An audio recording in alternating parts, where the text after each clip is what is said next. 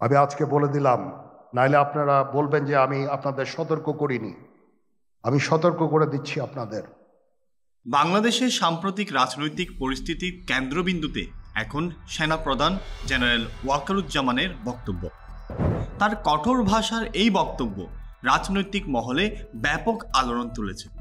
কি বলেছেন সেনাপ্রধান, কেন বলেছেন এবং এর বার্তা কি, এসব প্রশ্নের বিশ্লেষণ নিয়েই আমাদের আজকের আয়োজন। ঢাকার রাওয়া ক্লাবে এক বিশেষ অনুষ্ঠানে সেনাপ্রধান জেনারেল ওয়াকারুজ্জামানের স্পষ্ট ভাষায় সতর্ক করেছেন রাজনৈতিক দলগুলোকে।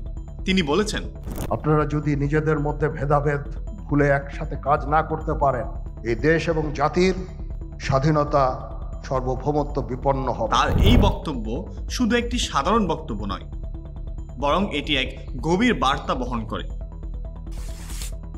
এখন প্রশ্ন হলো, হঠাৎ করেই কেন এত কঠোর হলেন সেনাপ্রধান? রাজনৈতিক বিশ্লেষকদের মতে গণ অভ্যুত্থানের পর অন্তর্বর্তী সরকারের অনেক ক্ষেত্রে ব্যর্থ হয়েছেন। আইন শৃঙ্খলা পরিস্থিতির চরম অবনতি এবং রাজনৈতিক দলগুলোর মধ্যে বিভেদ সৃষ্টি হওয়ায় সেনাপ্রধানের বক্তব্য এসেছে সময়োপযোগী এক সতর্কতা হিসেবে।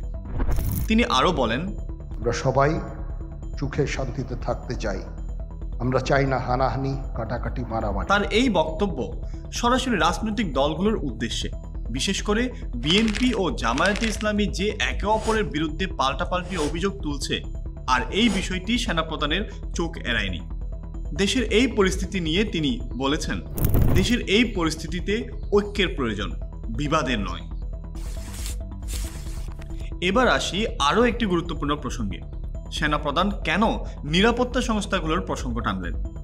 তিনি বলেছেন, police, RAB, BGB, DGFI, NSI এগুলো দেশের জন্য অত্যন্ত গুরুত্বপূর্ণ কাজ করেছে অতীতে। এই বক্তব্যের মধ্যে সেনাপ্রধান বোঝাতে চেয়েছেন, অতীতে বিভিন্ন সংস্থার বিরুদ্ধে যেসব অভিযোগ এসেছে তা যেন সংস্থাগুলোর কার্যক্রমকে ক্ষতিগ্রস্ত না করে।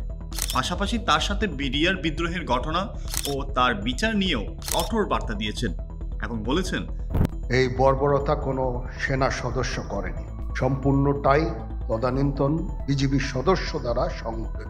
এখানে কোনো ইফ এবং বাট নাই। বিডিআর বিদ্রোহের ঘটনার নতুন তদন্ত শুরু হয়েছে। অনেক সাবেক সদস্যকে মুক্তি দেওয়া হয়েছে, যা সেনাবাহিনীর ভেতর ক্ষোভ সৃষ্টি করেছে। ফলে সেনাপ্রধানের বক্তব্যকে এক ধরনের প্রতিক্রিয়া হিসেবেও দেখা হচ্ছে।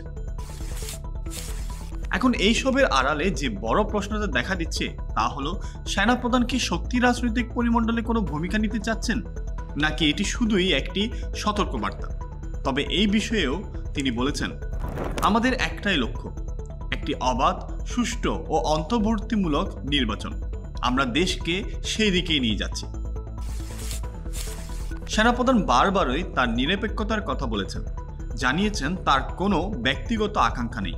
তবে রাজনৈতিক বিশ্লেষকরা বলছেন, তার বক্তব্য অন্তর্বর্তী সরকারের উপর চাপ সৃষ্টি করবে, যাতে দেশকে নির্বাচনের দিকে এগিয়ে নেওয়া যায়। বাংলাদেশের রাজনীতির গতিপথ কোন দিকে যাচ্ছে তা এখনও অনিশ্চিত। তবে সেনাপ্রধানের এই বক্তব্য স্পষ্টতই রাজনৈতিক অঙ্গনের একটি গুরুত্বপূর্ণ ইঙ্গিত। আপনার কি মতামত? কমেন্ট করে আমাদের জানান এবং ভিডিওটি ভালো লাগলে লাইক, শেয়ার এবং সাবস্ক্রাইব করে বেল বাটনটি চাপ দিতে ভুলবেন না। ধন্যবাদ।